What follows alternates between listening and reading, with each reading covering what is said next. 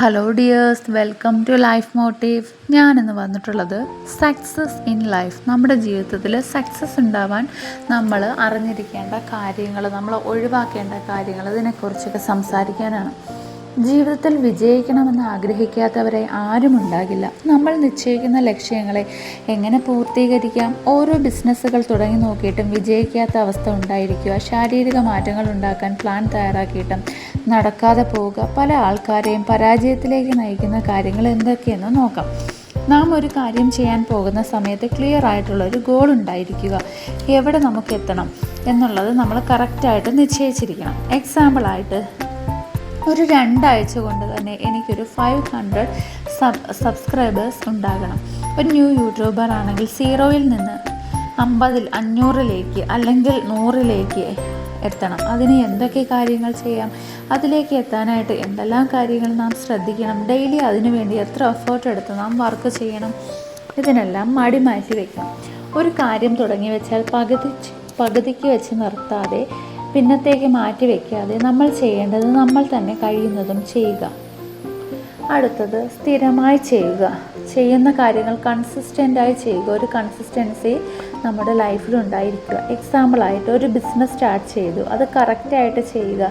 Business start ചെയ്ത് പകുതിയാകുമ്പോൾ അടുത്ത ബിസിനസ്സിലേക്ക് സാലറി കൂടുതലാണ്, അല്ലെങ്കിൽ അടുത്ത ബിസിനസ് നടത്തിയാൽ നമുക്ക് ലാഭം കിട്ടുമെന്ന് വിചാരിച്ച് ആ ബിസിനസ്സിനെ വിട്ട ശേഷം അടുത്തതിലേക്ക് നമ്മൾ പിന്തിരിഞ്ഞു പോയാൽ നമ്മുടെ ആ ഒരു ബിസിനസ് സക്സസ് ആവില്ല. കൺസിസ്റ്റൻ്റായിട്ട് നമ്മൾ കാര്യങ്ങൾ ചെയ്ത് ആ ബിസിനസ്സിനെ ഉയർത്തിക്കൊണ്ട് വരണം. അതിനുള്ള എഫേർട്ട് നമ്മൾ എടുക്കണം. നമ്മുടെ പ്ലാനിങ്ങിൽ നിന്ന് വ്യതിചലിച്ച് പോകാതിരിക്കുക. പ്ലാനിങ്ങിൽ വ്യക്തത ഉണ്ടായിരിക്കുക. കൺസിസ്റ്റൻ്റായി ചെയ്തുകൊണ്ടിരുന്നാൽ ഉന്നത വിജയം കൈവരിക്കാം, ഏത് മേഖലയിലായാലും. നെക്സ്റ്റ് എന്ന് പറയുന്നത്, നമ്മൾ പണിയെടുക്കുന്ന സമയത്ത് പണത്തിൻ്റെ കാര്യം മാത്രം ചിന്തിക്കാതെ അതിനൊരു വാല്യൂ കൊടുക്കുക. അതിനൊരു എക്സാമ്പിൾ നമുക്ക് പറയാമെന്ന് വെച്ചാൽ, ഞാനിപ്പോൾ ഒരു പുതിയ യൂട്യൂബറാണ്. അത് യൂട്യൂബ് സ്റ്റാർട്ട് ചെയ്തു വന്നിരിക്കട്ടെ, അതിലേക്ക് കൺസിസ്റ്റൻ്റായി വീഡിയോ ഇടുന്നു. ഇതിൽ പണം മാത്രം കിട്ടും എന്ന് കരുതി ഞാനതിൽ വീഡിയോ ഇട്ടുകൊണ്ടിരുന്നാൽ അതൊരിക്കലും സക്സസ് ആവണം എന്നില്ല. നമ്മൾ എടുക്കുന്ന സബ്ജക്റ്റിൽ നമുക്കൊരു പാഷൻ ഉണ്ടായിരിക്കണം. ആ പാഷൻ്റെ പിറകെ നമ്മൾ ചെയ്യുന്ന കാര്യങ്ങൾ ക്രിയേറ്റീവായി ചെയ്യുമ്പോൾ നമുക്ക് അതിൽ നിന്നും ഇൻസ്പിറേഷനായി മാറുന്നതാണ് കിട്ടുന്നു. അപ്പോൾ അത് പണത്തിൻ്റെ മാത്രം ചിന്തിക്കാതെ പാഷനേറ്റായി വർക്ക് ചെയ്യുക, ഇഷ്ടത്തോടു കൂടി ചെയ്യുക. കാര്യങ്ങൾ അപ്പോൾ എല്ലാം ക്ലിയർ ആകും. അടുത്തതായിട്ട് നമ്മൾ ഉത്തരവാദിത്വം ഏറ്റെടുക്കുക. ഏതൊരു ഗോൾ സെറ്റ് ചെയ്യുമ്പോഴും മറ്റൊരാളെ നമുക്ക് വന്ന് ചെയ്തു തരില്ല. നാം തന്നെ അതിൽ എഫേർട്ട് എടുത്ത് നാം തന്നെ വിജയിക്കണം എന്ന ബോധം നമുക്കുണ്ടായിരിക്കുക. നാം തന്നെ ഒരു ഗോൾ വെച്ച് അതിൻ്റെ റെസ്പോൺസിബിലിറ്റി ഏറ്റെടുക്കുക. നാം ഏതൊരു കാര്യം ചെയ്യുന്ന സമയത്ത് അപ്ഡേറ്റഡ് ആയിട്ട് കാര്യങ്ങൾ ചെയ്യുക. ബിസിനസ് സ്റ്റാർട്ട് ചെയ്യുന്ന സമയത്തായാലും അതിലേക്ക് വരുന്ന അപ്ഡേറ്റ്സ് ആയിട്ടുള്ള കാര്യങ്ങൾ നമ്മൾ കറക്റ്റായിട്ട് ഫോളോ ചെയ്ത് കാര്യങ്ങൾ ചെയ്യുക. അതുപോലുള്ള കാര്യങ്ങൾ കൊണ്ടുവരിക. പുതിയ ടെക്നോളജീസ് നമ്മൾ ആ ബിസിനസ്സിലേക്ക് സ്റ്റാർട്ട് കൊണ്ടുവന്ന് വരിക.